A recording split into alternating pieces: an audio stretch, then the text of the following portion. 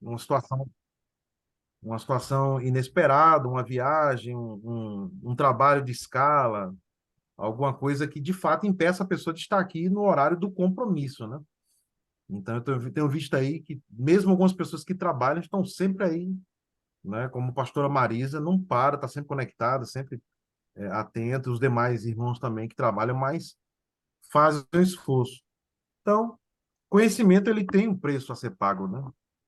A experiência, a vivência, ela não vem por osmose. Eu gostaria muito de botar a Bíblia na cabeça, assim, na hora de dormir, botar a Bíblia na minha cabeça e amanhecer sabendo dos assuntos todinho. Mas não é assim que funciona, né? A palavra diz examinai, né, as escrituras. Então, o conhecimento bíblico, né, o preço a ser pago é diferente, né? Então, não pode ser simplesmente uma coisa que acontece por milagre. Isso aí não, né? Deus faz outros milagres, mas o conhecimento, né? O desejo de aprender, o desejo de crescer, o desejo de aprofundar, de conhecer mais a Deus, de mergulhar nas Escrituras, isso aí tem que ser desejo pessoal, né? Atitude, compromisso pessoal. Então a gente vai estar divulgando a aula gravada só para os irmãos de fato que justificarem a necessidade de ver a gravação sem poder assistir a aula presencial. Então, pastora Ruth, por gentileza, faça uma oração, agradecendo a Deus pela vida do pastor Tiago, que a gente não pode perder mais um minuto. Amém. Pode ser, irmãos, boa noite na paz. Pai, nós te louvamos essa noite. Agradecemos ao Senhor porque o Senhor nos concede a oportunidade de uma vez mais estarmos aprendendo da tua palavra. Senhor, nós louvamos a ti porque sabemos, Senhor, e reconhecemos que tantas pessoas, Senhor, gostariam de ter essa oportunidade, mas que não têm acesso, Pai. Nós te agradecemos por cada um dos irmãos que estão aqui, por cada um dos irmãos que ainda não estão aqui.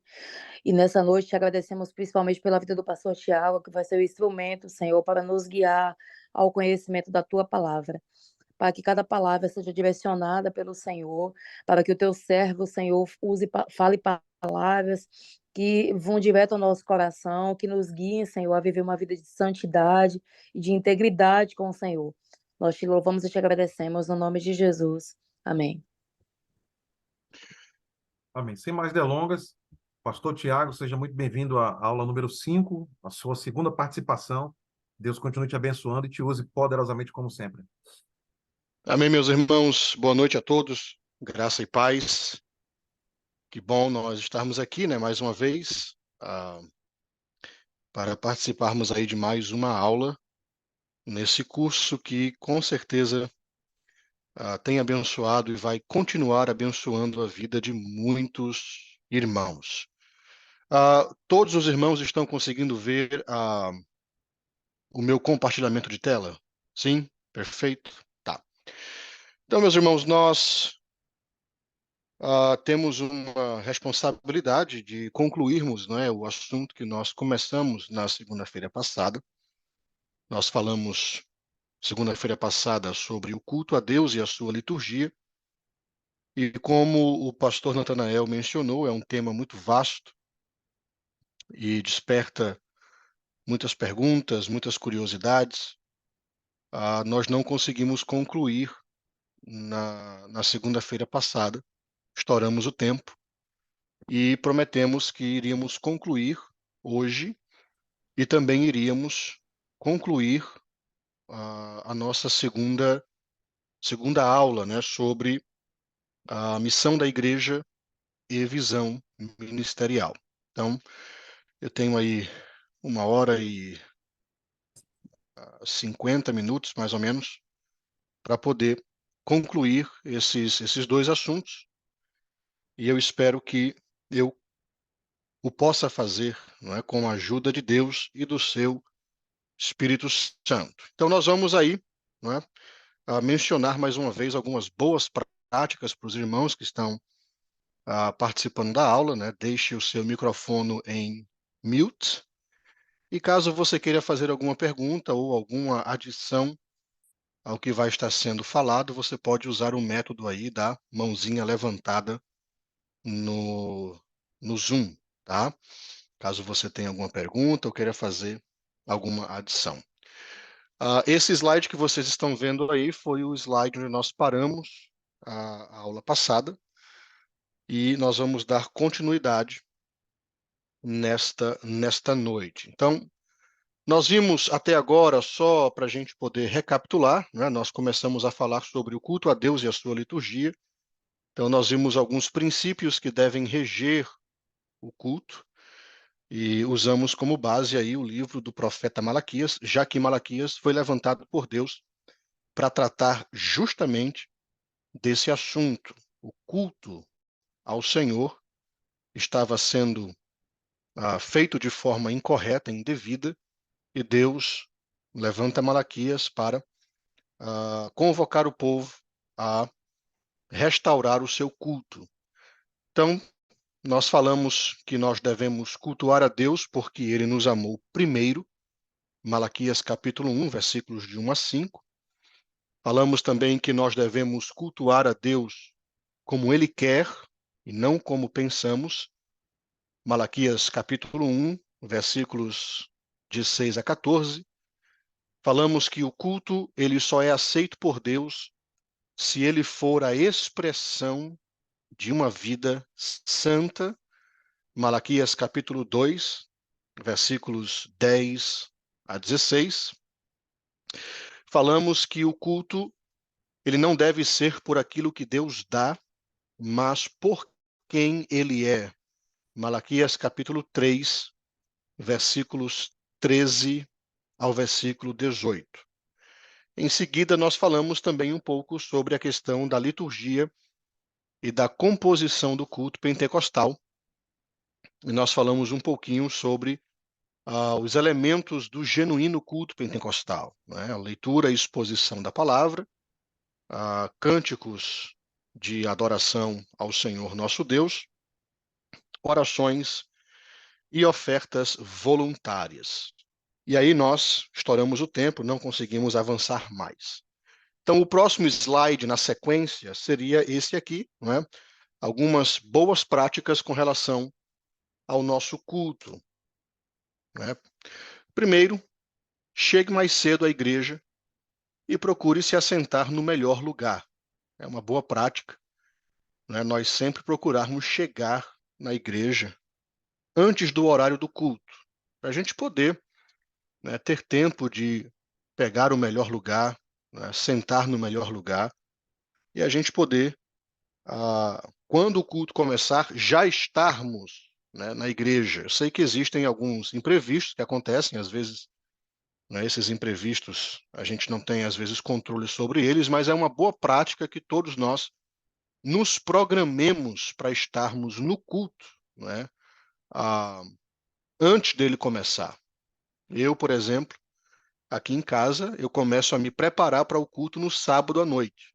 Então, no sábado à noite, eu já deixo toda a minha roupa já passada, prontinha, escolhida, já deixo tudo pronto, que é para poder sair de casa um pouquinho mais cedo e poder chegar no culto um pouco mais cedo, para poder escolher o melhor lugar e estar lá, né, quando o culto, ou antes do culto começar. Uma outra boa prática para nós, né, dobre os seus joelhos e ore antes de tudo. Então, quando nós chegamos na igreja, ali no santuário, é uma boa prática nós dobrarmos os nossos joelhos, orarmos, falarmos com o Senhor.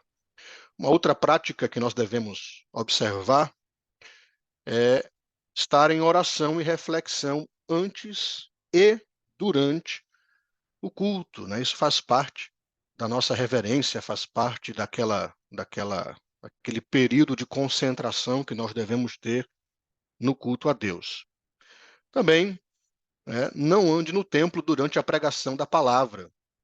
Às vezes, nós que pregamos a palavra, observamos alguns irmãos, né, que ficam se levantando no culto, andando, e isso termina distraindo o pregador, né, e roubando também a atenção dos irmãos que estão lá no santuário. Quando você se levanta, a não ser que seja uma emergência, toda regra tem a sua exceção, às vezes, né, os pais estão com crianças de colo, crianças pequenas, acontece alguma emergência, e aí se faz realmente necessário que o irmão ou a irmã se levante na hora do culto, na hora da palavra, para poder atender a essa emergência. Mas seria muito bom que na hora do culto nós realmente estivéssemos ali para cultuar e evitássemos, né, procurássemos evitar estar andando na igreja, né, andando para um lado, de um lado para o outro. Uma outra boa prática é desligue o celular ou coloque-o em silencioso, né? Especialmente quando nós estivermos no momento da exposição da palavra. É muito bom que você coloque o seu aparelho de telefone aí desligado ou no silencioso para não correr o risco dele tocar aí no meio da pregação, não é? Eu normalmente, quando isso acontece, eu estou lá em cima no púlpito pregando e eu digo, se for para mim, diga que eu não estou. Isso faz às vezes com que a pessoa ela se toque. Uma outra boa prática que eu quero destacar aqui é deixe os bebês e crianças quietos. Brinque com eles após o culto.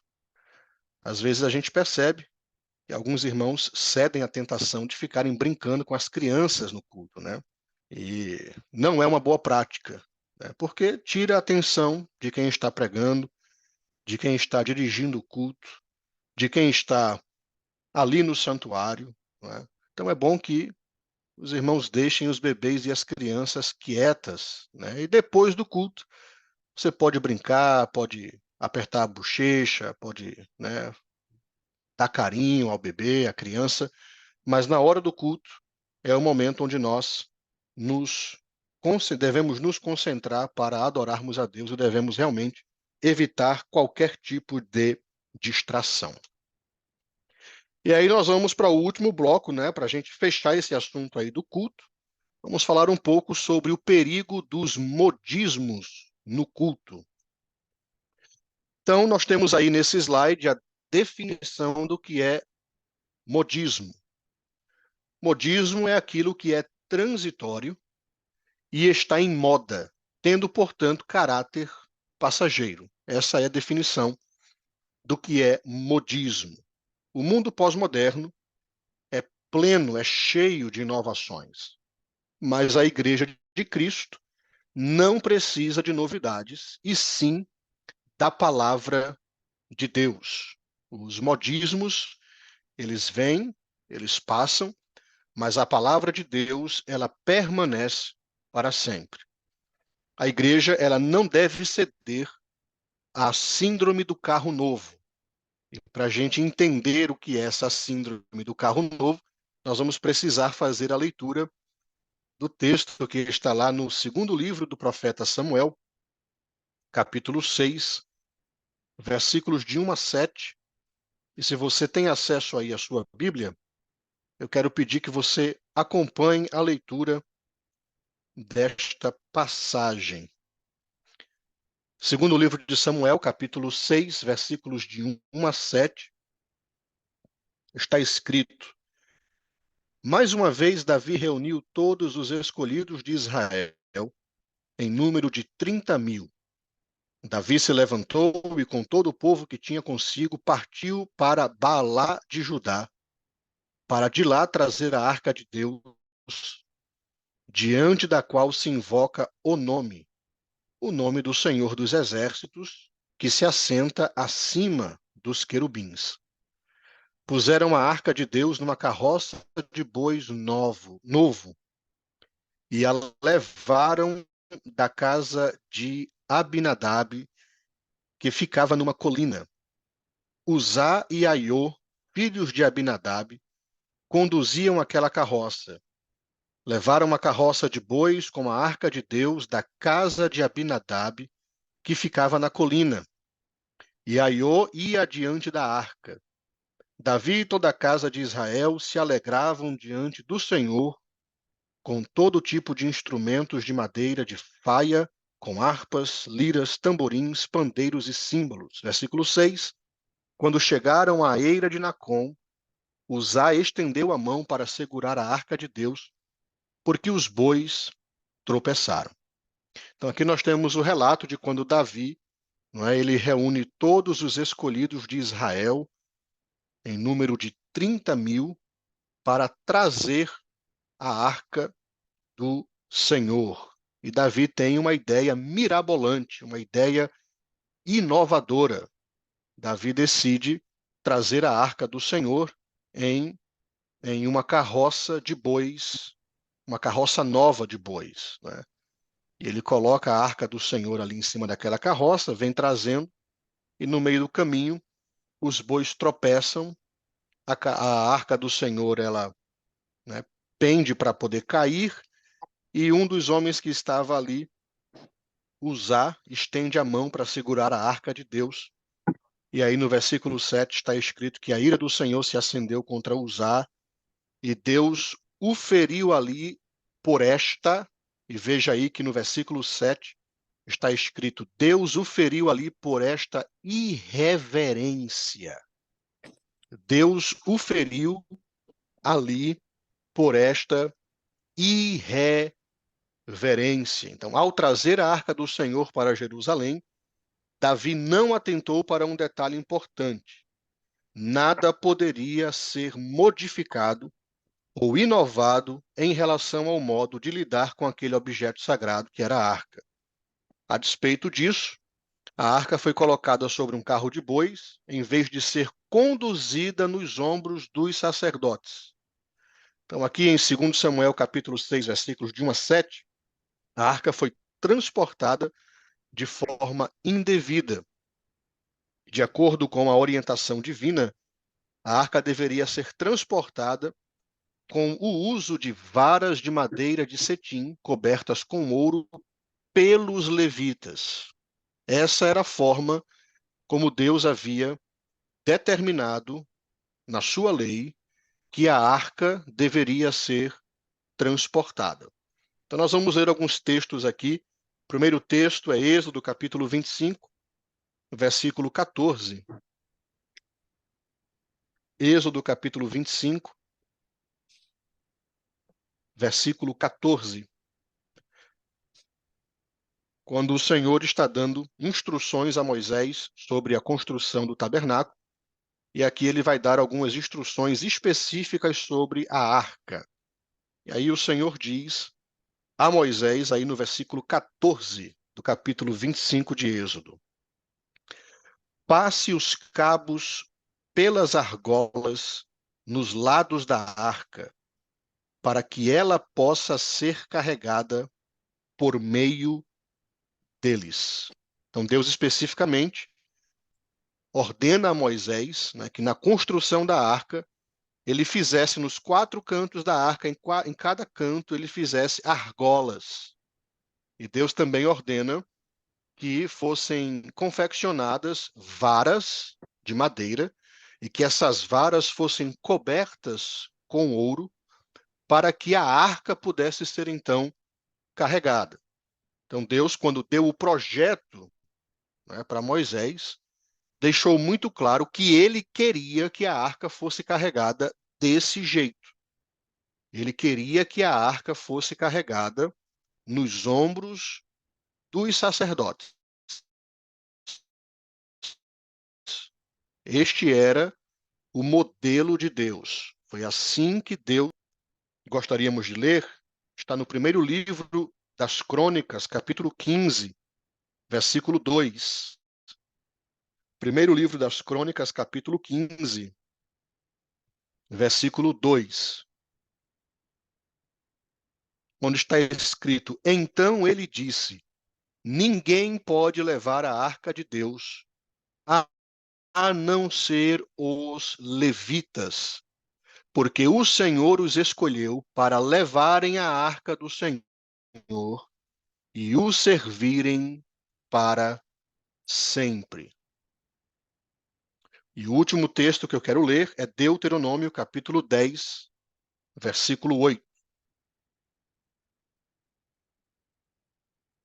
Deuteronômio, capítulo 10, versículo 8, está escrito: por esse mesmo tempo, o Senhor separou a tribo de Levi para levar a arca da aliança do Senhor, para estar diante do Senhor, para o servir e para abençoar em seu nome até o dia de hoje. Então, esses versículos que nós lemos deixam muito claro que Deus, quando ele pediu para que Moisés confeccionasse a arca, Deus já havia estipulado a forma como essa arca deveria ser carregada, por isso que Deus pediu para que fossem confeccionadas argolas e varas, e Deus também havia determinado quem poderia carregar a arca do Senhor. Deus havia escolhido dentre as 12 tribos de Israel uma tribo, os levitas, né, para cuidar dessa questão cerimonial do seu culto, inclusive na questão do transporte da arca. Então, a ideia de Davi de construir, né, uma carroça nova com bois era uma ideia inovadora, era uma ideia que talvez fizesse sentido, né, naquele momento, mas não estava de acordo com aquilo que Deus havia estabelecido lá atrás na sua lei. Então, por conta disso, por essa ideia, né, inovadora, por não seguir aquilo que Deus havia determinado com relação ao seu culto, esse acidente acontece, esse incidente acontece e Uzá termina perdendo a sua vida. Então, hoje, em muitos lugares, há aqueles que pregam o evangelho utilizando-se de carros de bois, inserindo inovações e modismos no culto. Tais pessoas desejam adequar o evangelho à cultura secular. E com isso elas terminam misturando o sagrado com o profano. A igreja não pode modernizar ou inovar o culto a Deus com o propósito de agradar as pessoas. Nós vemos muitas inovações no quesito do culto a Deus, né? E as desculpas que se dá para a introdução dessas novidades, dessas inovações, é justamente para agradar as pessoas. Mas nós não estamos aqui para agradar as pessoas. O apóstolo Paulo deixou isso muito claro.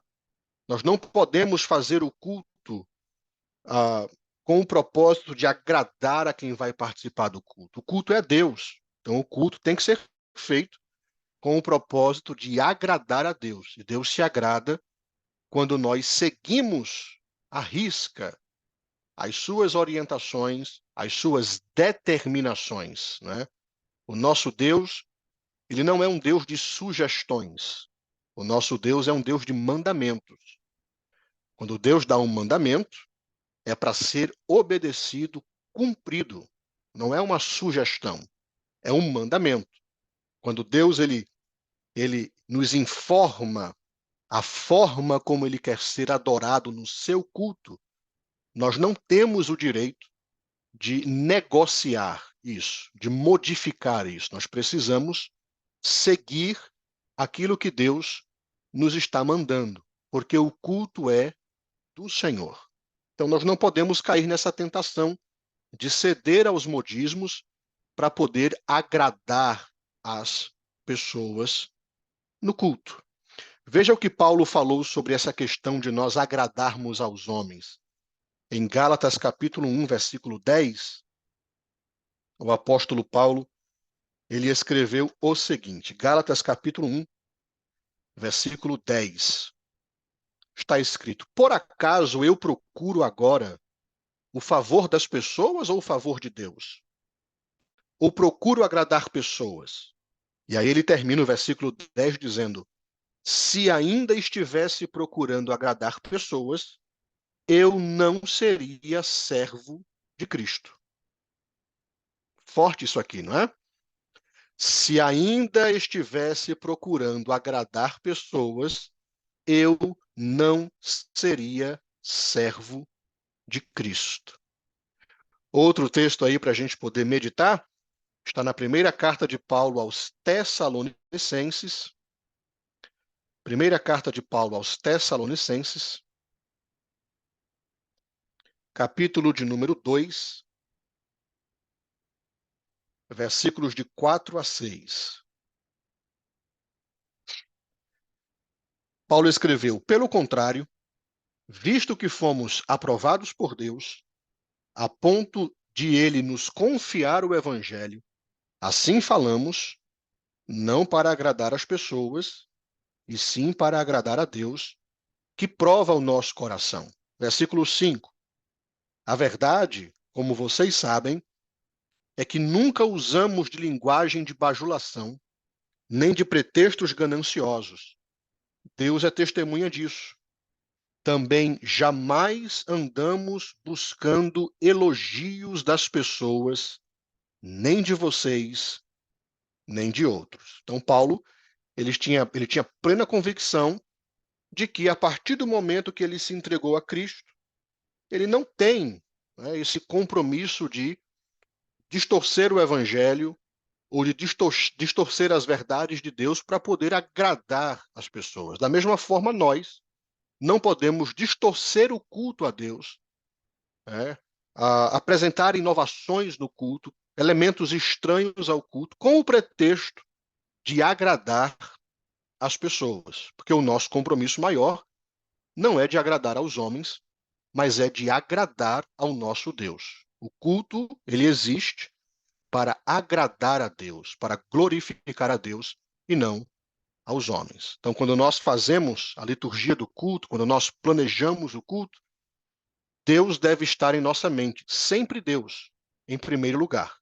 Nós não temos o compromisso, né, de modificar os elementos indispensáveis do culto para poder agradar as pessoas, para tornar o culto um culto mais, não é, mais agradável, não é, mais ah, que desça melhor ao paladar das pessoas. Nosso compromisso é de seguir à risca aquilo que Deus ele determinou em sua palavra.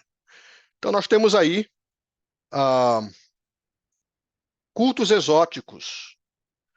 Há tantas inovações invadindo nossos cultos que algumas dessas extravagâncias em nada diferem do misticismo pagão. E o apóstolo Paulo, ele já nos recomendava, né? Ele já escreveu lá em Colossenses 2:18, ninguém vos domine a seu bel prazer com pretexto de humildade e culto dos anjos. Veja que na época que Paulo escreveu essa carta aqui, já haviam alguns cultos estranhos, né? Já haviam aqueles que cultuavam os anjos. Já era uma inovação da época de Paulo. Essa questão de inovação aí dos cultos, não é? Já vem de muito tempo atrás. Aqui na época de Paulo, essa carta foi escrita há mais de 2.000 anos atrás, né? E Paulo já falava sobre aqueles que se reuniam com pretexto de humildade e culto aos anjos. Então já havia na época de Paulo aqueles que se reuniam para adorar os anjos. Então Paulo já orienta aí a igreja a se afastar desses cultos exóticos. Infelizmente, essas inovações, elas não ficaram no passado, meus irmãos. Essas inovações, elas ainda existem nos dias de hoje. E nós temos aí algumas dessas inovações. Aí, ó, Igreja Goiana viraliza na web ao anunciar culto para pets. Postagem na página da Igreja Fonte da Vida rendeu vários comentários de pessoas apoiando, fazendo piadas e até mesmo criticando a iniciativa. Internauta comentou: música vai ser late coração. Aí, uma inovação dos dias de hoje, o culto pet. E quando eu fui ler a matéria, a justificativa do pastor da igreja era a seguinte, que tem muita gente nos dias de hoje que não vai à igreja porque não tem com quem deixar o seu pet. Então, como uma forma de evangelismo para alcançar essas pessoas, a igreja decidiu fazer esse culto pet, onde as pessoas poderiam levar os seus animais de estimação e eles ficariam ali, né, cultuando ao Senhor também, e o culto rolando ali também no templo, na nave da igreja, né? Então, nós temos aí uma inovação dos nossos dias. Foi notícia aí no G1, né, na Globo, de pessoas fazendo chacota, né, dessa iniciativa. Inclusive, essa referência aí a Late Coração, é uma música mundana, né? e as pessoas fazendo chacota do evangelho por causa dessas inovações. E ainda colocaram no cartaz, culto pet, apenas animais de pequeno porte. Né? Ainda fizeram aí um critério de animais pequenos, não podia ser cachorro grande, nem animal grande, tinha que ser um animal pequeno. Né? Entrada franca, vagas limitadas. Vamos orar abençoando o seu pet. Parece brincadeira, não é, irmãos? Porque eu vou dizer uma coisa para vocês, meus queridos. O crente que não vai à igreja por causa do pet, ele tem que passar pela cruz de novo, tá? Se você não vai ao culto por causa do seu pet, eu acho que você tem que passar pela cruz de novo. Por que você não vai no culto hoje? Ah, porque eu não tenho quem deixar o meu pet. É algo preocupante, né? Mas não acaba aí, não. Vem novinha. Culto da igreja casa revolta crentes na web gera polêmica. Entenda. Um culto intitulado por Vem Novinha, que será realizado neste sábado, dia 3, na Igreja Casa, em Goiás, está repercutindo nas redes sociais. O Vem Novinha vai acontecer neste sábado, a partir das 20 horas, no Templo da Igreja em Águas Lindas de Goiás. E aí foi um culto que fizeram com o intuito aí de chamar aquelas pessoas, principalmente as mulheres, né, que gostam do funk, né? E eu até vi o pastor da casa dessa igreja dando a explicação do porquê ele fez esse culto, mas não me convenceu, né?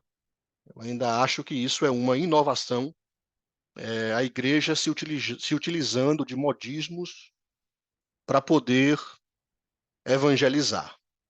Ô pastor, mas Paulo não falou que nós deveríamos nos fazer de loucos para ganhar os loucos. Paulo não falou que nós deveríamos nos fazer, que ele se fazia de judeu para ganhar o judeu e etc. Tal. Sim, Paulo falou isso. Mas se a gente for usar essa regra de interpretação, né, vamos pegar aí uma seringa, vamos espetar na veia de um aidético e vamos colocar na gente para a gente poder evangelizar o aidético, né? A gente não pode pegar esse versículo e interpretar dessa forma. A gente não pode ceder a essas inovações, a esses modismos, com o pretexto da gente poder ganhar o povo para Jesus, né? Ou de fazer o culto um culto mais agradável. Eu acredito que isso chega até a ser uma abominação ao culto ao Senhor, né? Então, nós precisamos tomar muito cuidado com esse tipo de inovações. E existem várias outras, meus irmãos, aparece o Whindersson Nunes. Existem várias outras, né, inovações que nós poderíamos colocar aqui no slide aqui do PowerPoint. Mas eu escolhi esses dois aqui para não desviar os irmãos, né? São os dois mais simples que eu encontrei. Tem uns mais pesados, mas esses dois aqui eu acho que já dá para dar uma ideia do que mais ou menos está acontecendo aí fora, né? Sem contar as igrejas que fazem arraiá gospel, né? Carnaval para Jesus e tantas outras coisas com o pretexto de atrair pessoas para a igreja, né? Nós não podemos, não devemos, não podemos trazer esses elementos estranhos ao culto simplesmente para poder agradarmos aos homens, né? Aqui alguém falou bloco de carnaval evangélico com abadá. Já existe há mais de 10 anos, né? Pois é, nós devemos nos abster dessas práticas e levar o culto a Deus com seriedade. Irmão, você acha mesmo que uma pessoa do mundo que olha um anúncio desse do culto pet vai levar o culto a Deus a sério? Não vai levar, irmãos, né? Não vai levar. Então a gente precisa tomar muito cuidado com aquilo que nós estamos oferecendo ao Senhor. Outro perigo dos modismos no culto, né, são os cultos antropocêntricos. O culto ele deve ser dado a Deus e a mais ninguém. Os louvores selecionados para o culto devem glorificar a Deus, falar de sua beleza, grandeza, glória e poder. Devem também falar de Cristo e de sua obra, do que ele fez. Canções antropocêntricas são aquelas que colocam o homem, suas ações, anseios, desejos e ambições como centro do louvor. E nós precisamos tomar cuidado, né, com esse tipo de culto, onde o homem ele se destaca mais do que Deus. E aqui eu já, né, pego esse slide para poder responder a pergunta da irmã Carla que ela fez na segunda-feira passada sobre a questão da seleção de músicas no culto a Deus. Se fazia parte da liturgia, se as músicas deveriam ser músicas cristocêntricas, e a resposta é sim. As músicas que nós cantamos no culto, elas devem ser músicas cristocêntricas. Devem ser músicas que exaltam a Cristo, que exaltam a Deus, que exaltam a sua obra, que falam da sua obra. Não devem ser músicas que falam dos desejos humanos, dos anseios humanos. Nós não podemos tirar o holofote de Deus e colocar o holofote no homem. Culto é um ambiente de adoração a Deus. A Deus. Eu não estou dizendo que essas músicas não podem ser cantadas. Eu estou dizendo que elas não deveriam ser cantadas no ambiente do culto a Deus. É uma grande diferença. Existem músicas que você pode cantar, mas não no ambiente de culto, porque elas não glorificam a Deus, não falam da obra de Cristo, não falam sobre quem é Deus, dos seus atributos, do que ele fez, não exaltam a Deus. São músicas que só focam nos sentimentos humanos. Essas músicas devem ser evitadas no culto de adoração a Deus. Ah, pastor, mas eu quero que Deus fale comigo. Então você vai esperar o momento da exposição da palavra. Na exposição da palavra, Deus vai falar com você, mas na hora dos cânticos congregacionais, na hora da adoração, o louvor tem que ser dirigido a Deus. Nós não podemos dar a Deus um culto antropocêntrico. Deus é o centro do culto. Deus e Cristo, eles são o centro do culto. Um outro modismo dos nossos dias é o culto coach. O culto coach é a nova teologia da prosperidade. Ele apresenta Deus como alguém carente, que precisa urgentemente do amor do homem. A teologia coaching erra na sua construção sobre quem Deus é e em sua visão sobre o homem e o pecado. Ela apresenta um Deus emocionalmente incompleto. A teologia do coaching constrói um Deus emocionalmente carente a fim de suprir as carências emocionais do homem. Em muitos púlpitos, Deus parece um adolescente apaixonado, e não o Senhor perfeito em glória, em amor e sabedoria. A descrição de Deus para alguns coaches cristãos não é mais a do soberano Senhor que governa toda a criação, mas a do espectador que idealizou tudo e está assistindo, torcendo para que o seu plano dê certo. Deus parece mais um diretor do Big Brother, que elabora todo o reality show, mas depende das ações dos atores e votações do público, do que o soberano bíblico que governa toda a história e seus participantes de acordo com seus propósitos. E eu vou deixar algo claro aqui para vocês, irmãos. Eu não sou contra o coaching, tá? Eu acho o coaching ele proveitoso. Eu acho que o coaching ele é proveitoso, é muito bom na área empresarial. Se você é um empresário e você utiliza, né, da, da, dessa vertente do coaching, eu acho muito proveitoso. Só que nós não podemos pegar o que cabe na área empresarial e trazer para dentro do culto, né? Deus não deu coaches à igreja, Deus deu pastores à igreja. E o culto a Deus, ele não pode ser feito, realizado, utilizando essa cultura do coach, né? Então, nós precisamos tomar muito cuidado com esse modismo, né, do culto coach, especialmente nós que temos acesso à internet, que escutamos tantos pregadores, né, e às vezes não fazemos uma seleção de quem nós ouvimos. Então, muito cuidado, tá?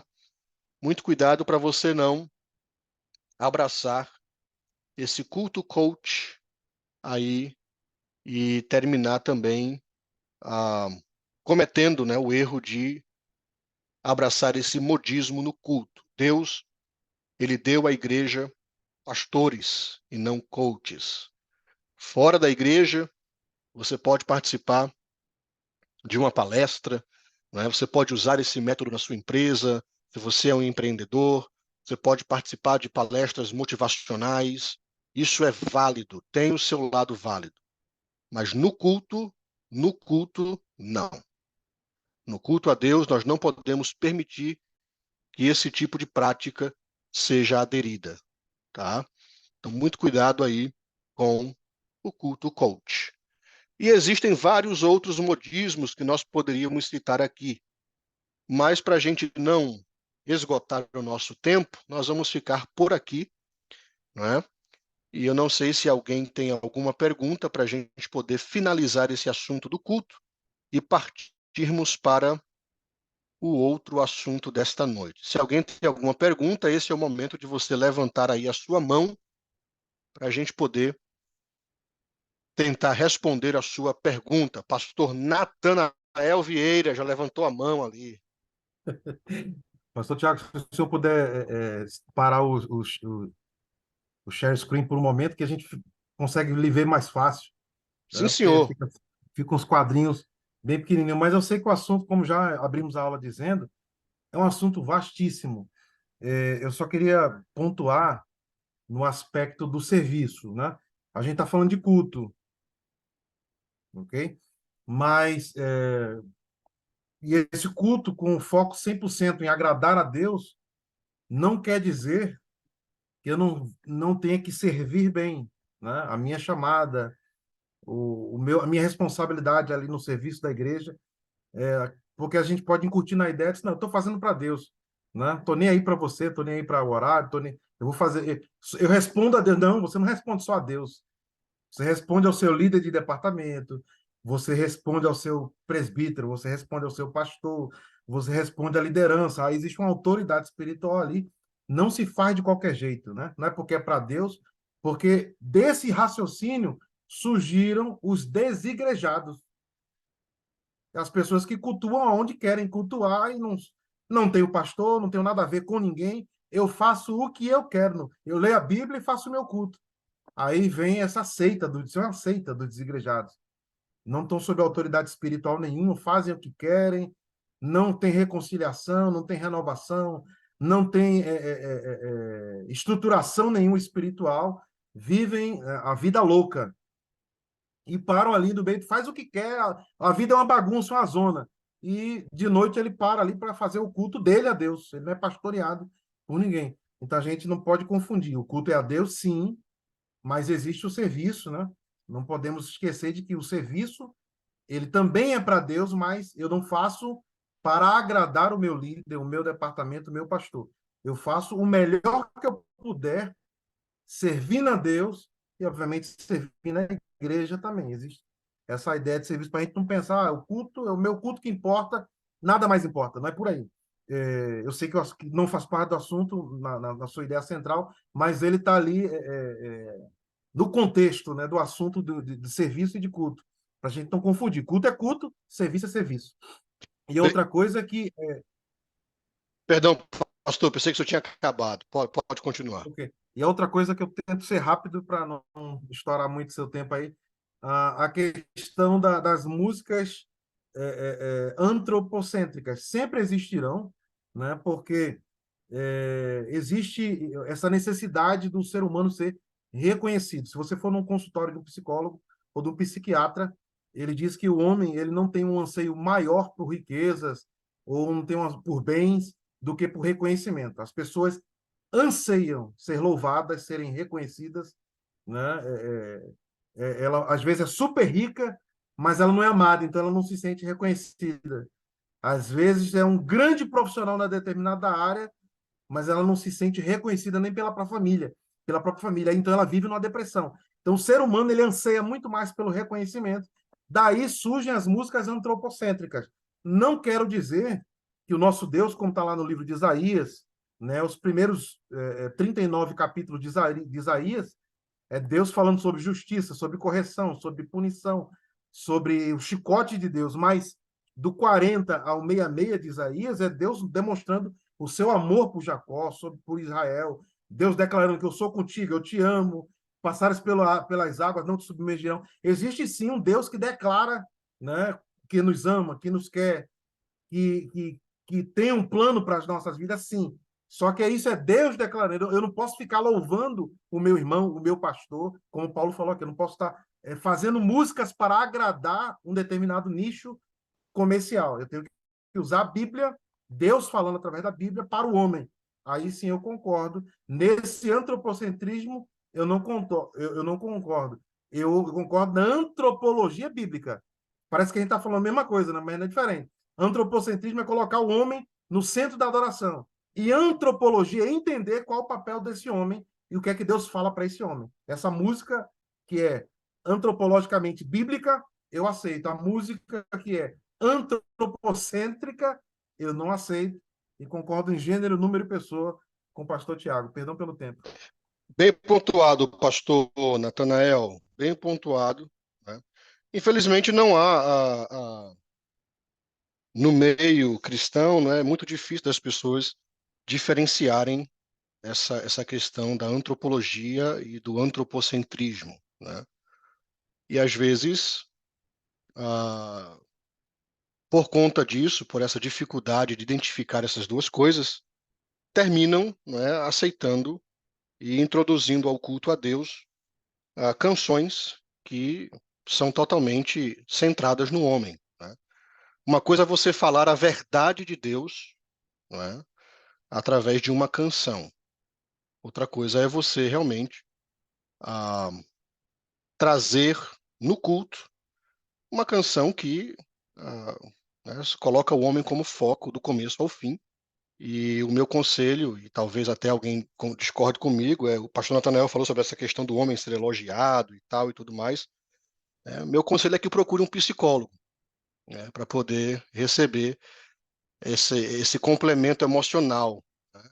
Procure um psicólogo, mas não vá para o culto para poder ser preenchido emocionalmente dessa forma, porque o culto a Deus, ele é a Deus, né? Deus é o centro, né? A majestade de Deus, os atributos de Deus. Nós precisamos de canções que exaltem mais, né? Que ensinem a igreja sobre os atributos de Deus, quem Deus é.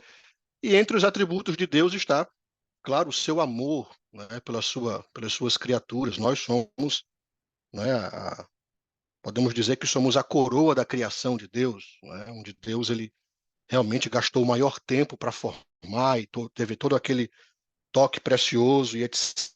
tal.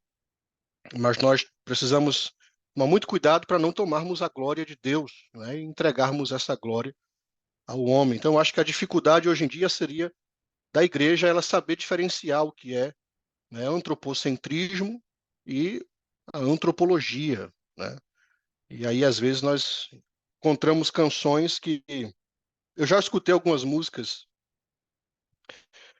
sendo cantadas em alguns cultos que me deu calafrios, né? Porque quando a gente pega uma música para a gente poder cantar, a gente tem que ver a letra da música para ver o que é que a música diz. A gente não pode simplesmente cantar uma música apenas pela questão do ritmo, da melodia. Essas coisas deveriam ser secundárias. O que deveria realmente nos fazer escolher uma música é a letra da música e ver realmente o que é que a música está dizendo, por que foi que ela foi escrita, né? O que é que ela, qual é a mensagem que ela passa, porque não existe música neutra, né? Então, tem até uma música que eu bato muito nela, né? Que é a tal da Sabor de Mel. Eu não consigo escutar essa música, irmão. Me perdoe, vocês que gostam, tá? Vocês é um gosto de vocês, vocês fiquem à vontade. Mas essa música ela não me desce a garganta, tá? Eu acho que ela não é uma música que deve ser cantada no culto, não é uma música que cabe para o culto a Deus. É um exemplo de uma música que, por mim, ela deveria ser banida de todos os cultos. Tá? Ela pode ser escutada no seu carro, se você quiser, ainda que eu acho que ela tem uma má teologia, tá? Eu acho que não existe a base teológica para ela poder ter sido criada, mas gosto não se discute, né? Mas no culto, eu acho que essa música nunca deveria ser cantada, né? É só um exemplo, tá? Existem algumas outras que a gente poderia pontuar aqui, mas o pastor Natanael ele deixou muito claro aqui, muito bem pontuado essa questão, né, de nós fazermos essa diferenciação entre o que é antropocentrismo e do que é a... Esqueci a palavra, pastor, me ajude. Antropologia bíblica. Antropologia bíblica, isso aí. É que essas palavras difíceis que o senhor sabe, eu tenho dificuldade de lembrar, entendeu? Me perdoe, tá? Eu gosto, eu gosto é do seu churrasco veterotestamentário, pastor. Aí sim, aí a gente vai começar, né? Mais alguma pergunta? Alguém tem mais algum comentário sobre essa questão do culto? Eu estou vendo os irmãos aí bem caladinhos, estão todos bem quietos. Não sei se isso é um bom sinal ou se é preocupante. Pastor Daniel não levantou ainda a mão, não sei se ele tá pensativo. Meu pastor, eu tô igual o saudoso Rolando Lero, só como uma esponja seca, absorvendo a- as sábias palavras que o senhor está aí verbalizando. E eu achei muito legal o contraponto que o pastor Natanael fez, porque distinguiu, né, para o povo poder dissociar, né? Nós estamos falando de culto ao Senhor, mas tem também a questão do serviço. E eu recebi um questionamento um dia desse sobre justamente essa diferenciação. O nosso problema é que a gente, por não diferenciar as definições, a gente mistura tudo, não é? E faz a bagunça. Porque a pergunta foi o seguinte, pastor, já que o culto é para Deus, por que que eu tenho que colocar tanta coisa na igreja para o conforto dos crentes? Aí entra a questão de luz, a questão de, não é? Se quem tem que ser honrado e adorado é Deus, é verdade. E aí é uma outra coisa que cabe também na ponderação muito precisa do pastor Natanael, não é? Porque o culto é para Deus, mas nós, pessoas, estamos reunidos ali. Não é? Então, quando a gente diferencia a questão do culto, a liturgia em si, etc., para a questão do serviço, não é? Lembrando que na igreja tem pessoas com comorbidades, pessoas que né, têm as suas dificuldades físicas, enfim. E tudo que a gente puder fazer para poder proporcionar um pouco mais de conforto, até mesmo para que o culto, não é? Não perca a concentração, não perca o foco. Então, se eu estou bem acomodado, os irmãos aí mais antigos, a minha infância, eu participei muito de algumas igrejas bem, bem humildes, bem simples mesmo, que nem o encosto lá atrás tinha nos bancos, não é? E a igreja evoluiu.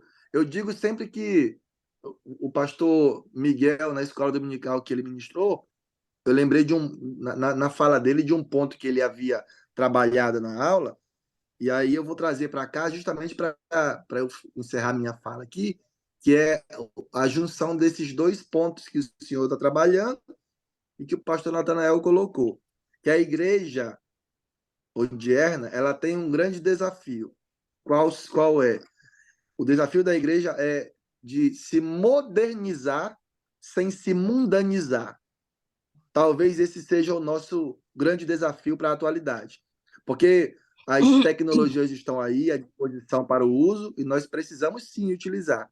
Só que até que ponto esse meu utilizar desses mecanismos vão estragar, atrapalhar, comprometer, não é, a liturgia do verdadeiro culto a Deus. Então, é um desafio que nós temos sim. Tem o serviço e tem a questão do culto a Deus. Obrigado. Missionária Norma está com a mãozinha levantada.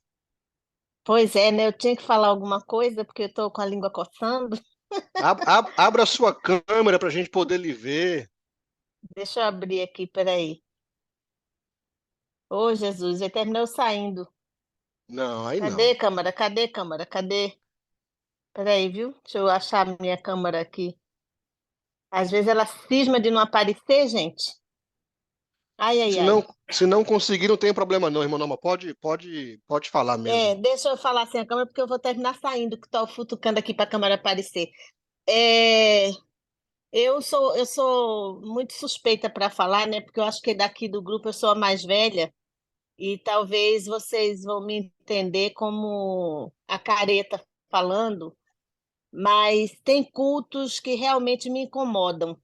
Eu não sei, é o que o pastor Natanael escreveu aqui: modernizar sem mundanizar. Gostei dessa colocação, pastor Natanael. É o modernizar sem mundanizar. Eu creio piamente, amo a tecnologia, amo esses meios que nós temos hoje. Meu pai do céu, se na minha época tivesse, eu acho que eu teria feito tanto mais, né? Quando eu era jovem, com as ferramentas que nós temos hoje. Por outro lado, houve uma modernização tão, tão grande nos cultos que às vezes eu sinto que o Espírito Santo geme literalmente em alguns cultos dados a Deus. Porque hoje o estreli... Ah, foi do pastor Daniel, desculpa, eu pensei que tinha sido do pastor Natanael. Então, parabéns aí, pastor Daniel, pela sua colocação. Modernizar sem mundanizar. É, assim, hoje a modernização está tão tremenda que os verdadeiros astros na igreja hoje deixou de ser Jesus. Os verdadeiros astros hoje são cantores, pregadores, e o foco foi tirado totalmente de Jesus.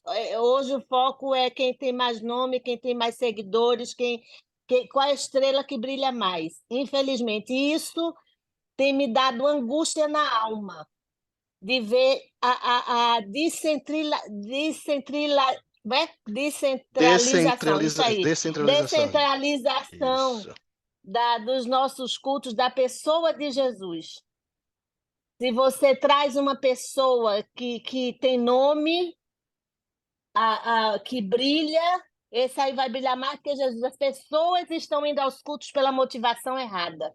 Estão indo cultuar não ao Deus do culto, mas ao astro que está brilhando ali. Eu estou muito preocupada com isso dentro da casa do Senhor. É uma preocupação que tem me tirado o sono. Vou lhe confessar isso, porque eu não sei até que ponto nós vamos continuar dando essa injeção ao povo, de ânimo para isso.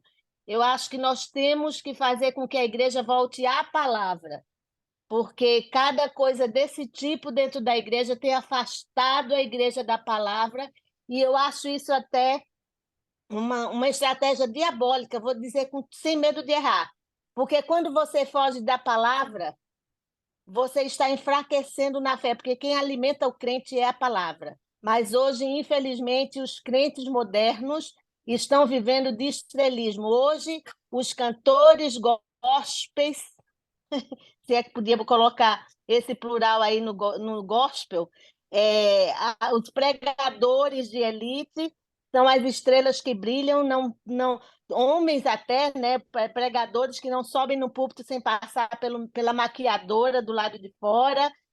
Olha, gente, o negócio é tão feio que me constrange a alma. E eu acho que eu estou mais inquieta, porque a semana passada eu vi um vídeo de um dos cantores que era um gospel, hoje não é mais, saiu do closet aí agora há pouco, dizer que muitas vezes estava no púlpito das igrejas, pago pelos dízimos dos irmãos da igreja. Eu estou revoltada, irmão, vou confessar que eu estou. Pagos caríssimos pelos os cachês altíssimos, pagos com os dízimos e ofertas dos irmãos, que era para estar sendo investido no evangelismo, no progresso da obra. E quando saía dos púlpitos com aquele dedo suado dos irmãos, ele ia se encontrar com o namorado dele fora dali. E isso, depois que ele saiu do closet, aí vem a público agora pisotear em cima dos pastores que cederam púlpito para para ele. Então, irmãos, isso é muito sério. O culto deve ser dado a Deus. A motivação de eu ir à igreja tem que ser o meu Jesus, tem que ser a palavra de Deus. E que evangelho nós estamos deixando para a nossa juventude, para as nossas crianças?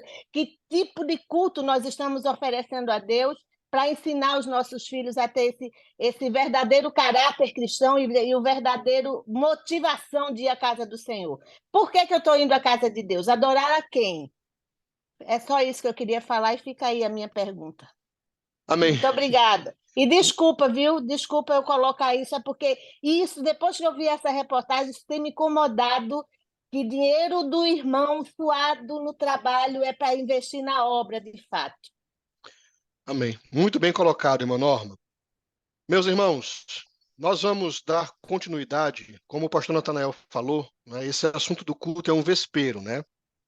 É jogar pedra na casa de maribondo. Então, para a gente não correr o risco de não conseguir concluir o próximo assunto, eu vou encerrar por aqui, tá? Esse primeiro assunto sobre a questão do culto. Nós poderíamos ficar aqui a noite inteira falando sobre a questão do culto. Todos os pontos que foram apresentados são pontos válidos, não é? E realmente o culto a Deus é algo que nós precisamos levar muito a sério, e precisamos obedecer aquilo que Deus estabeleceu no seu culto e seguirmos, não é, a risca. Né? Eu gostei muito aqui da frase que o pastor Natanael e o pastor Daniel mencionaram aqui, né? Modernizar sem mundanizar. Essa é o grande desafio realmente da igreja, né? A gente poder modernizar sem abraçarmos esses modismos atuais, né? E quando eu falo de modismo, eu não estou me referindo aqui ao ar-condicionado da igreja, né? Eu vim de uma igreja onde não tinha ar-condicionado. E eu prefiro muito mais adorar a Deus agora na El Shaddai, que tem ar-condicionado, né? Porque eu adorava na igreja lá da Boa Viagem Celso sem ar-condicionado, irmãos. Às vezes ficava só a camisa e a calça em pé, porque eu já tinha derretido já todinho pelas cadeiras, entendeu? Eu já tinha ido embora, né? A igreja que fazia parte do Brasil não tinha cerâmica no piso, era cimento batido e tinha muita areia. E a gente orava e a gente levantava com os grãozinhos de areia tudo enfiado dentro do joelho. Eu prefiro orar com o joelhinho no carpete na El Shaddai, né? Nada contra, né? Então, para mim, glória a Deus pela modernidade, né? Não sou contra a modernidade. Acho que o nosso desafio mesmo é esse, é modernizar sem mundanizar. Amém, meus irmãos? Então, eu vou compartilhar aqui a tela para a gente entrar no próximo assunto e ver se a gente consegue concluir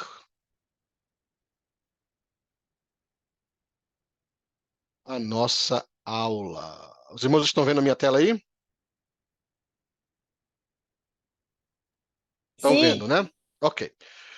Então, o nosso próximo assunto da aula de hoje é missão da igreja e visão ministerial. Missão da igreja e visão ministerial. Então, nós vamos começar a aula de hoje com uma citação de um homem muito conhecido no meio missionário. Hudson Taylor, grande missionário, ele disse: a grande comissão não é uma opção a ser considerada, mas um mandamento a ser obedecido. A grande comissão não é uma opção a ser considerada, mas um mandamento a ser obedecido. Então, para falar sobre missão da igreja, eu queria ler com vocês o texto de Mateus, capítulo 28, versículos 16 a 20, que é onde Jesus fala sobre, onde ele dá aos seus discípulos, né, a grande comissão. Então, você vai abrir a sua Bíblia comigo aí em Mateus, capítulo 28, versículos 16 ao versículo 20. Está aí na tela. Se ficar muito pequenininho para você, você pode abrir no seu celular ou a Bíblia mesmo aí de papel, se você tiver acesso a ela. O texto diz o seguinte: os 11 discípulos partiram para a Galileia, para o monte que Jesus lhes havia designado. E quando viram Jesus, o adoraram, mas alguns duvidaram. Jesus, aproximando-se, falou-lhes, dizendo: Toda a autoridade me foi dada no céu e na terra. Portanto, vão e façam discípulos de todas as nações, batizando-os em nome do Pai, do Filho e do Espírito Santo, ensinando-os a guardar todas as coisas que tenho ordenado a vocês.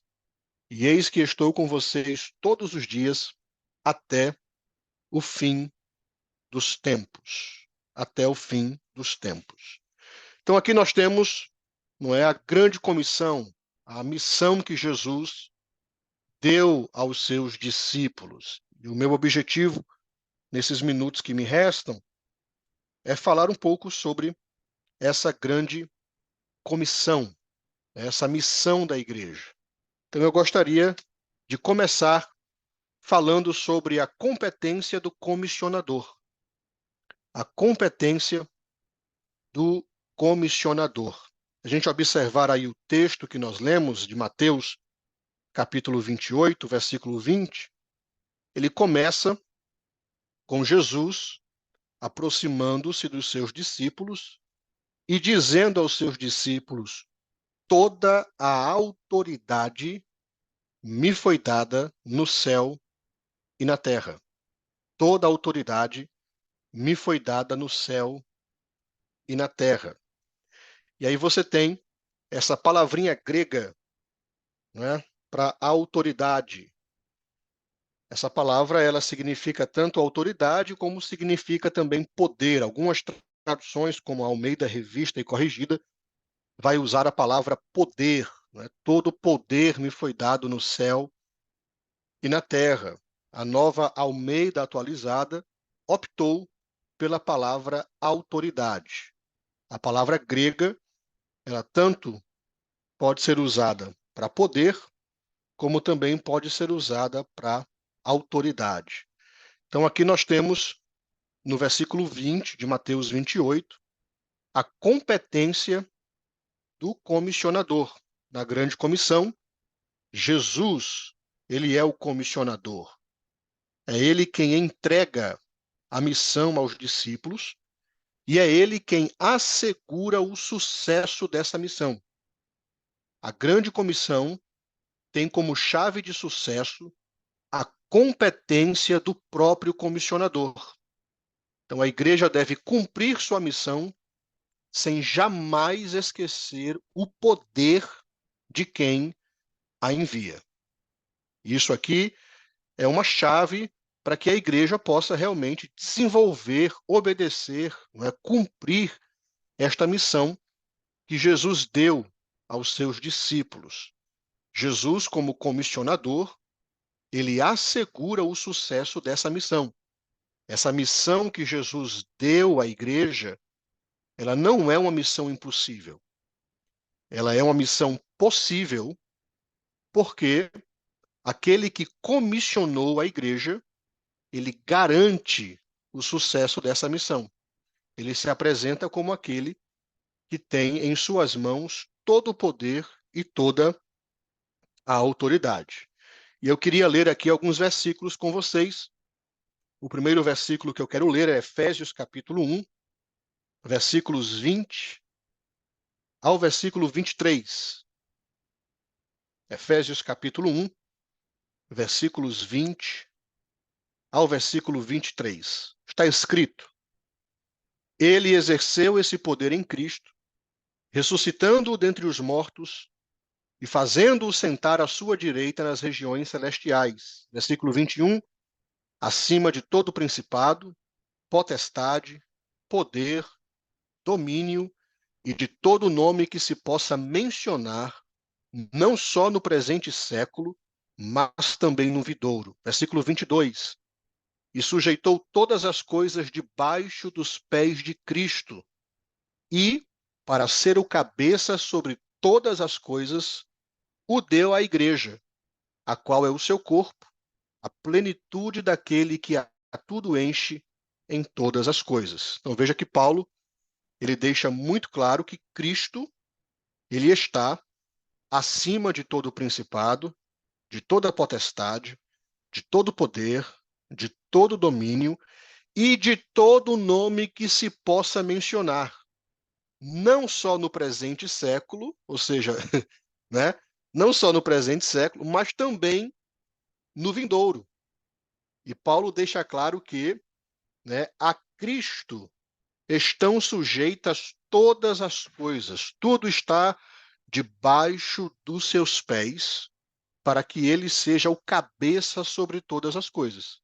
Então nós temos aí, não é, a posição de Cristo, o nosso Senhor, o nosso Jesus, aquele que deu a missão à igreja, ele é aquele que tem todo o poder, toda a autoridade, que está acima de todos os principados, potestades, de todos os nomes, e por isso a igreja ela deve ser muito confiante no desenvolver da missão que Jesus lhe entregou, sabendo que aquele que comissionou a igreja, ele é todo-poderoso. Ele é o todo-poderoso. Um outro texto que eu quero ler aqui é 1 de Pedro, capítulo 3, versículo 22, onde o apóstolo Pedro, ele escreveu que, depois de ir para o céu, está à direita de Deus, ficando-lhe subordinados anjos, potestades e poderes. Então estão subordinados a Cristo anjos, potestades e poderes. Então tudo está debaixo da autoridade de Cristo. Por isso a igreja, ela pode confiadamente desenvolver o seu papel, cumprir com a sua missão, né? Porque Cristo é quem garante o sucesso dela. O sucesso dessa missão não está na desenvoltura da igreja, mas está no poder de quem a comissionou, que é Cristo.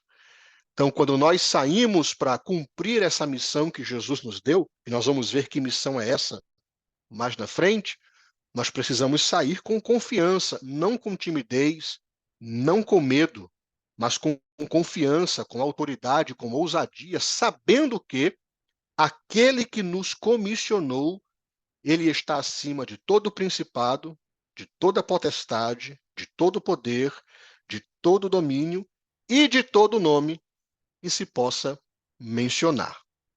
Então nós temos aí o poder do comissionador. Em seguida, nós vamos falar sobre o foco da missão. Qual é o foco dessa missão? Está aí no versículo 19 de Mateus 28. Portanto, vão e façam discípulos de todas as nações, batizando-os em nome do Pai, do Filho e do Espírito Santo. Qual é o foco da missão? Portanto, vão e façam discípulos de todas as nações, batizando-os em nome do Pai, do Filho e do Espírito Santo. Há um debate aqui no meio teológico sobre a questão do tempo em que esses verbos aparecem aqui no original. Você vai encontrar alguns pastores que vão dizer que todos os verbos que aparecem aqui nesse versículo, no original, eles aparecem no gerúndio, com a exceção do verbo fazer. Então, eles vão dizer que o verbo ir, que o verbo batizar, e mais na frente, no versículo 20, o verbo ensinar, todos esses verbos estão no gerúndio. Então, eles dizem que a melhor tradução para esse versículo seria, portanto, e indo, façam discípulos de todas as nações, batizando-os em nome do Pai, do Filho e do Espírito Santo. Eu não vou entrar nessa questão aqui, porque, primeiro, que grego bíblico não é minha praia. Tá? Eu não me sinto aqui preparado para poder discutir essa questão do grego bíblico. Eu deixo aí a critério do pastor Miguel, pastor Natanael, pastor Daniel, que são doutores aí no grego bíblico para poder discutir melhor essa questão. Eu procurei nas traduções que eu tenho aqui e eu não encontrei nenhuma tradução que tenha adotado essa opinião, tá? A maioria das traduções, 99% das traduções que eu consultei aqui, elas apresentam o verbo ir, o verbo fazer e todos os demais verbos no imperativo, né, não no gerúndio. Mas existem alguns pregadores conhecidos, como, por exemplo, o pastor Hernandes Dias Lopes. Ele é da opinião de que o foco da missão, na realidade, não está no id, mas está no fazer discípulos, né? Mas, lendo o texto aqui, na tradução que nós temos, né, nós temos a missão de ir. Jesus disse, portanto, vão, né, uma ordem que Jesus dá à igreja para que a igreja possa se deslocar do seu ambiente e sair de onde ela está. E também existe o foco na questão de fazer discípulos de todas as nações, batizando-os em nome do Pai, do Filho e do Espírito Santo. Então, é claro que a igreja ela deve ir. Ir faz parte da missão que Jesus entregou à igreja. A igreja deve ir, a igreja deve sair, né, do seu ambiente local e deve expandir, deve levar a mensagem do Evangelho, tendo também em foco a questão de fazer discípulos de todas as nações, batizando-os em nome do Pai, do Filho e do Espírito Santo. Agora, percebam que Jesus não mandou a igreja fazer fãs. Quem precisa de fãs são os artistas. Jesus também não mandou a igreja fazer admiradores. Atores e jogadores de futebol buscam admiradores. Jesus também não mandou a igreja apenas evangelizar e ganhar almas, abandonando os bebês espirituais. Jesus exigiu que a igreja fizesse discípulos. Jesus também não mandou apenas a igreja recrutar crentes e encher igrejas de pessoas. Jesus quer convertidos maduros. Jesus foi muito claro na sua missão dada aos seus discípulos. Vão e façam discípulos. Essa foi a missão que Jesus deu à sua igreja. E o que é um discípulo? Um discípulo é um seguidor, né? Isso implica em fazer do reino de Deus o seu tesouro, renunciar tudo por amor de Jesus, e isso significa também guardar as palavras de Jesus. Hoje nós temos muita adesão e pouca conversão. Temos grandes ajuntamentos e pouco quebrantamento. Temos igrejas cheias de pessoas vazias de Deus e vazias de pessoas cheias de Deus. Temos grandes multidões que buscam as bênçãos, mas não a Deus. São religiosos, mas não são discípulos de Cristo. Então, a missão da igreja é de fazer discípulos. Essa é a missão da igreja. Não é de simplesmente pregar o evangelho. Não é de simplesmente anunciar o evangelho. Mas é de gastar tempo, né, fazendo discípulos. E um discípulo é alguém que faz do reino de Deus o seu tesouro, é alguém que renuncia tudo por amor a Jesus, e isso significa também guardar e obedecer às palavras de Jesus. Então, às vezes, quando nós falamos da missão da igreja, nós focamos muito no id. E eu não estou aqui tirando a importância da igreja ir. Mas nós precisamos também focar, né, naquilo que vem depois do id, que é fazer discípulos. Nós não podemos focar apenas em ir. A gente precisa ir. Isto é um fato. A igreja precisa sair de quatro paredes e ir. Mas ela não pode perder o foco no que vem depois do id.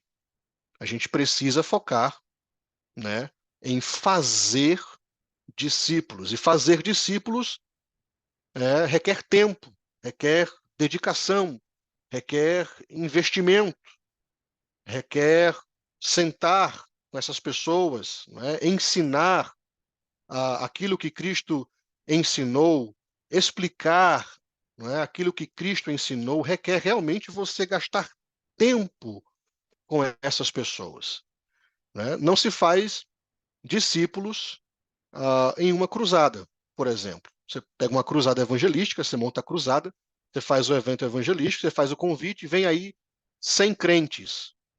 Eles vieram, deram o primeiro passo em direção à fé. Agora eles precisam, né, serem feitos discípulos de Jesus. Eles precisam que a igreja chegue junto, né, e faça tudo o que é necessário para que ele se torne um verdadeiro discípulo de Cristo Jesus. Então, às vezes, a igreja foca muito no id e esquece a questão de fazer discípulos, que é tão importante quanto o id.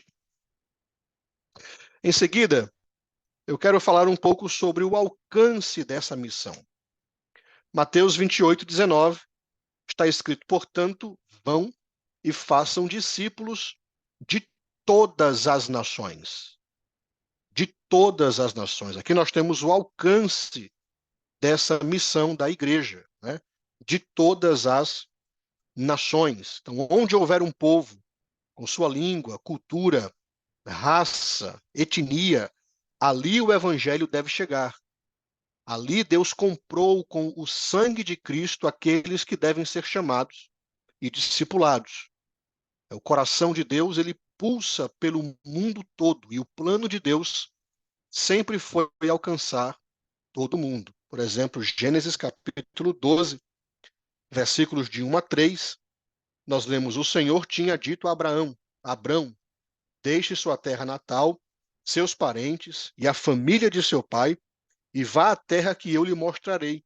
Farei de você uma grande nação, e abençoarei, e o tornarei famoso, e você será uma bênção para outros.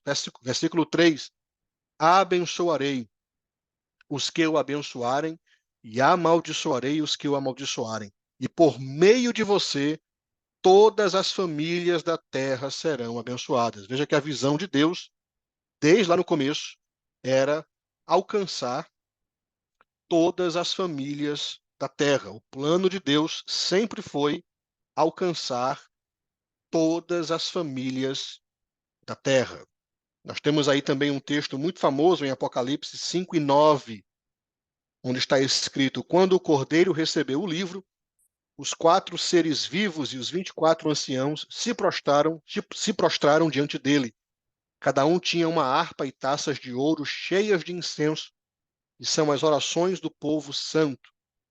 E entoavam um cântico novo com estas palavras: tu és digno de receber o livro, abrir os selos e lê-lo, pois foste sacrificado, e com teu sangue compraste para Deus pessoas de toda tribo, língua, povo e nação. Então, o alcance dessa missão que foi dada à igreja é justamente esse: todas as famílias da terra.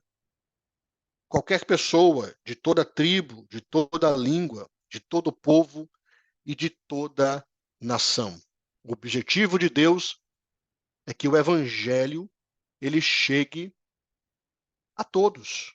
Então, a igreja tem essa missão de levar o evangelho a todos os povos, a todas as nações. Esse é o alcance da missão da igreja. Em seguida, eu queria falar um pouco sobre a importância do ensino na grande comissão. Se você observar o texto aí de Mateus 28:20, Jesus, ele continua dizendo o seguinte, ele começa aí no versículo 18, né? Jesus, aproximando-se, falou-lhes, dizendo: toda a autoridade me foi dada no céu e na terra. Versículo 19, portanto, vão e façam discípulos de todas as nações, batizando-os em nome do Pai, do Filho e do Espírito Santo. E aí no versículo 20, Jesus diz: ensinando-os a guardar todas as coisas que vos tenho ordenado.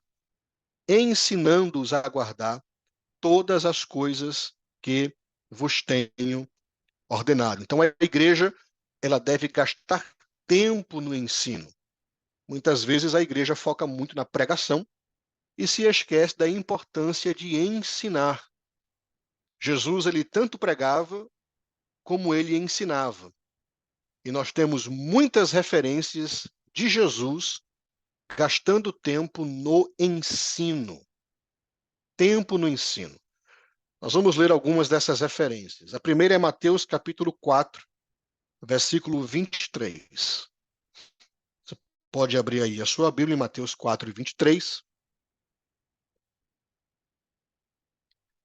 Mateus 4, 23 está escrito assim: Jesus percorria toda a Galileia, ensinando nas sinagogas, pregando o evangelho do reino e curando todo tipo de doenças e enfermidades entre o povo. Veja que Mateus faz questão aqui de destacar, né, que Jesus ele tanto ensinava como ele pregava.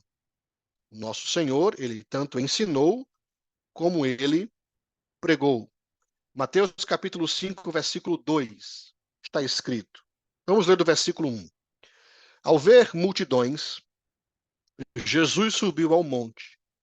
Ele se assentou e os seus discípulos se aproximaram dele. Versículo 2. Então passou a ensiná-los. Temos aqui um episódio de Jesus, né, mais uma vez, ensinando aos seus discípulos. Mateus capítulo 7, versículos 28 e 29.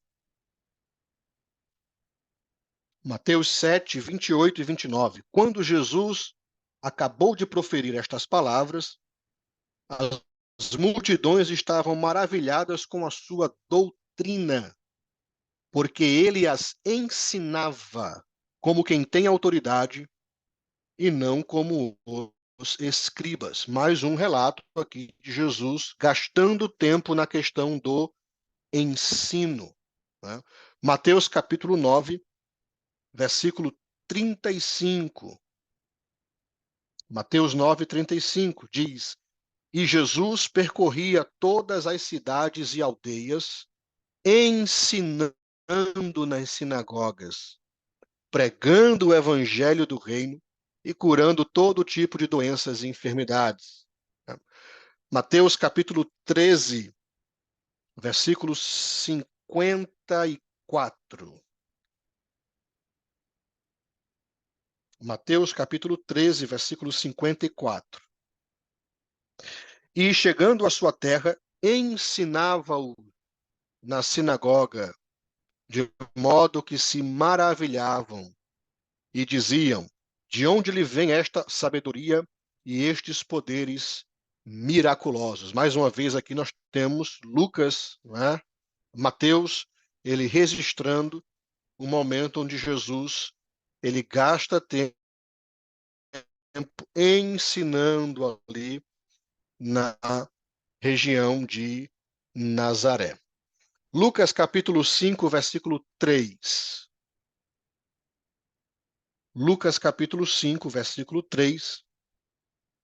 Está escrito: entrando num dos barcos, que era o de Simão, Jesus pediu-lhe que o afastasse um pouco da praia.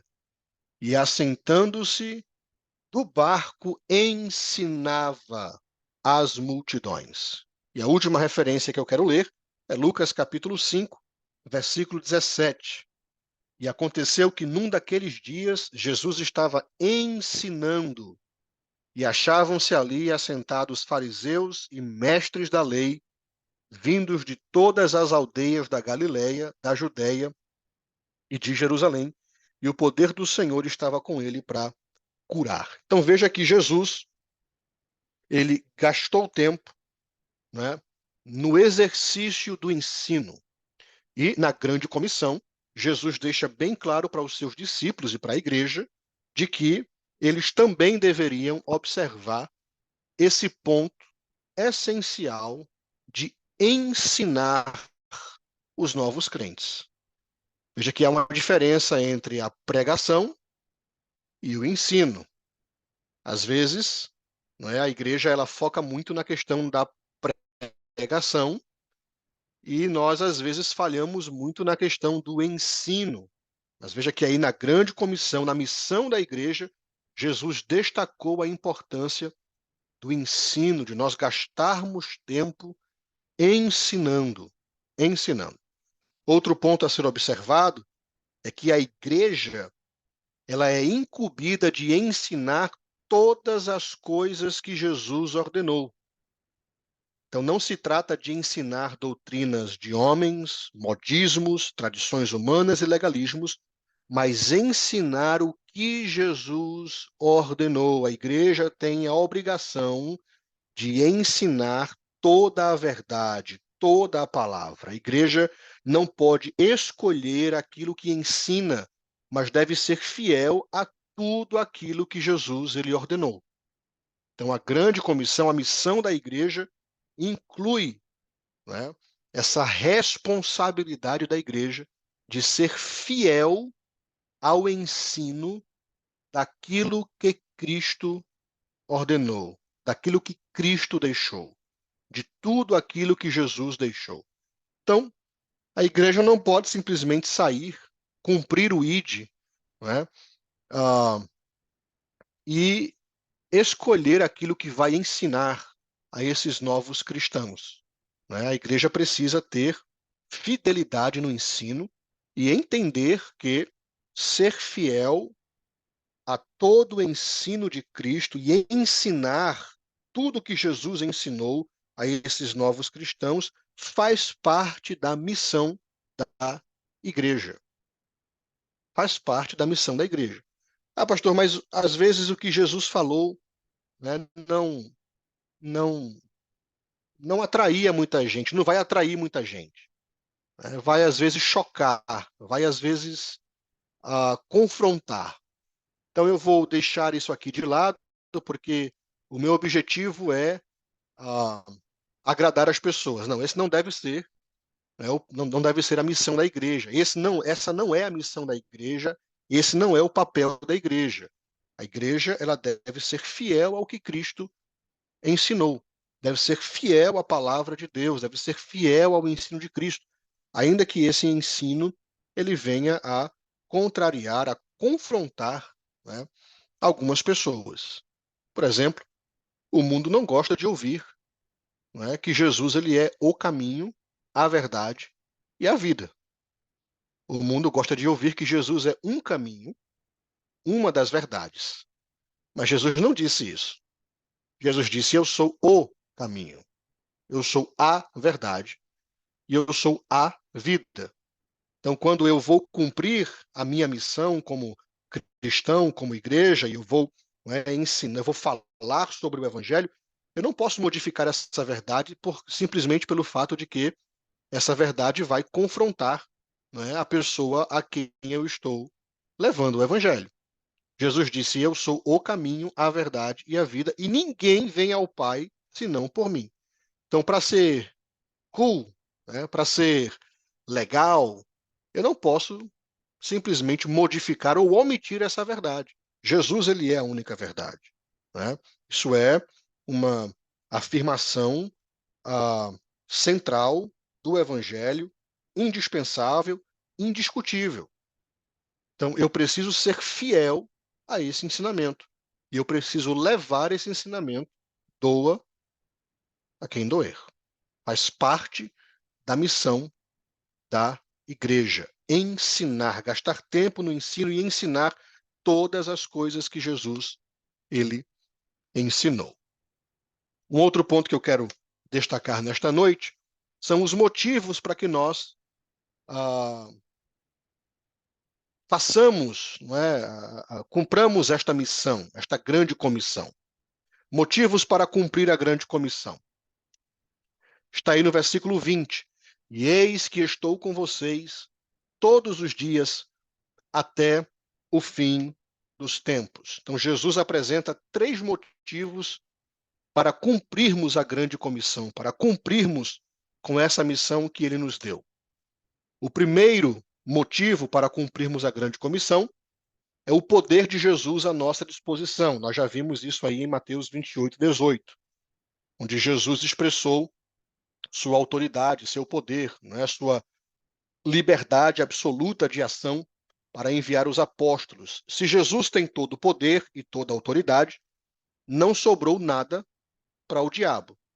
Veja que Jesus, quando ele se apresenta lá, no comecinho do texto que nós lemos, ele não diz, né, eu tenho alguma autoridade ou eu tenho algum poder. Jesus disse, eu tenho todo o poder, eu tenho toda a autoridade. Então, se Jesus tem todo o poder, se Jesus tem toda a autoridade, não sobrou nada para o diabo. O diabo, ele é astuto, ele é ardiloso, ele é sagaz, mas quem tem todo o poder no céu e na terra é Jesus. O diabo, ele já foi vencido na cruz. É o que diz Colossenses capítulo 2, versículo 15. O diabo já foi despojado. O diabo, ele está oco, ele está vazio. O diabo não tem poder nem no inferno. As chaves da morte e do inferno estão nas mãos de Jesus. Apocalipse 1:18. As portas do inferno não prevalecem contra a igreja. Não é o que diz Mateus 16:18. Toda a suprema grandeza do seu poder está à nossa disposição. Então, nós devemos cumprir a missão que Jesus deu à igreja, porque Jesus é poderoso e ele dispensou esse poder para que a igreja fizesse o seu trabalho missionário, para que a igreja fizesse o trabalho de evangelismo. Então, quando eu vou levar o evangelho a alguém, eu não vou na minha eloquência, eu não vou na minha influência, eu não vou no meu poder. Eu vou no poder daquele que me enviou. Eu vou no poder daquele que tem todo o poder e de que tem toda a autoridade. Então, eu preciso cumprir a grande comissão, primeiro, porque o poder de Jesus está à nossa disposição. Segundo, eu preciso cumprir a grande comissão porque é uma ordem de Jesus. Jesus não sugeriu isso aqui. Jesus, ele determinou. É uma ordem de Cristo. Não é? Se o Jesus ressurreto, o Rei soberano do universo, deu uma ordem, cabe-nos obedecer a ela de modo intransferível. A grande comissão não pode transformar-se na grande omissão. Se eu sou discípulo de Cristo, o meu prazer está em obedecer aquilo que o meu Senhor, ele mandou, ele determinou. Então, se ele determinou que eu tenho que ir, que eu tenho que fazer discípulos, batizá-los, e eu tenho que ensiná-los a guardar todas as coisas que ele ensinou, eu, como um bom discípulo, preciso cumprir com a ordem do meu Senhor. Então, a missão da igreja, ela não é uma sugestão, ela é uma ordem. É algo que Jesus ordenou à sua igreja. Fazer discípulos é uma ordem de Cristo para a sua igreja. Terceira razão porque eu preciso cumprir a grande comissão é a presença de Jesus, está aí no versículo 20. Né? Ele diz aí no versículo 20 que ele estaria conosco todos os dias até a consumação dos séculos. Então, quando nós saímos para fazer a grande comissão, para cumprir este mandato do Senhor, nós não estamos sozinhos. Agora veja, irmãos, que Jesus em nenhum momento falou que essa missão ela seria uma missão fácil. Jesus em nenhum momento disse que essa missão seria, né, a água com açúcar. Quando nós lemos o relato do Novo Testamento daqueles que decidiram cumprir com essa missão, né, como o apóstolo Paulo, os demais apóstolos, nós vemos que todos eles enfrentaram dificuldades no exercício da missão.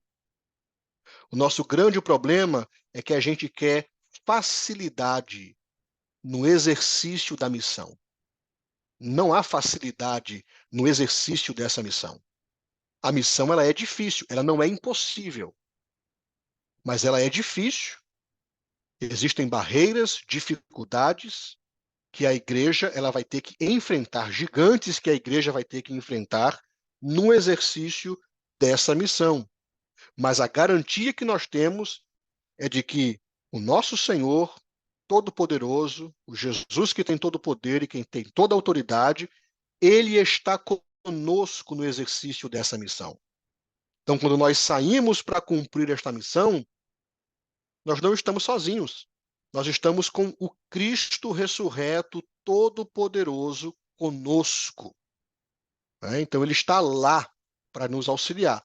Não significa dizer que nós não vamos enfrentar algumas barreiras. O apóstolo Paulo, ele relatou lá em uma de suas cartas, algumas das dificuldades que ele enfrentou no exercício dessa missão.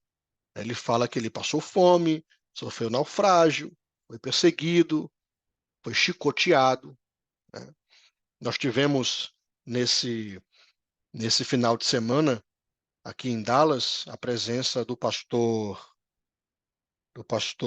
Felipe Cruz, e de todos os testemunhos que eu já ouvi, de missionários, de homens que se doaram a cumprir a missão, que Jesus deu à sua igreja, o dele foi um dos mais impactantes, quando ele mencionou lá no culto de sexta-feira que, por causa de missões, por causa do chamado missionário, ele teve aí a infelicidade, o desprazer de ter sido violentado no campo missionário. Isso é forte, irmãos. Isso é chocante. E ele, durante um ano inteiro, se questionou por que Deus permitiu que ele fosse violentado no cumprimento da missão. Então, nós vamos enfrentar, às vezes, dificuldades no campo missionário. Não significa dizer que o exercício dessa missão vai ser fácil. Haverão dificuldades, haverão momentos difíceis, mas nós temos aí a promessa de que o poder de Jesus está à nossa disposição. Um dos maiores locais para você ver milagres acontecer é quando você se envolve no cumprimento da grande comissão. Quer ver milagres acontecer? Saia para fazer a obra de Deus e levar o evangelho. Quer ver milagres acontecer? Abrace a missão de fazer discípulos. Quando nós abraçamos essa missão de fazer discípulos, nós vemos poder de Deus, vemos demônios serem expulsos, vemos enfermidades serem curadas. Nós vemos a manifestação do poder de Jesus quando nós estamos envolvidos em cumprirmos com a missão que ele deixou para a sua igreja. E a pergunta que eu quero fazer aqui para vocês que me escutam nesta noite é: nesse último ano, quantos discípulos você fez?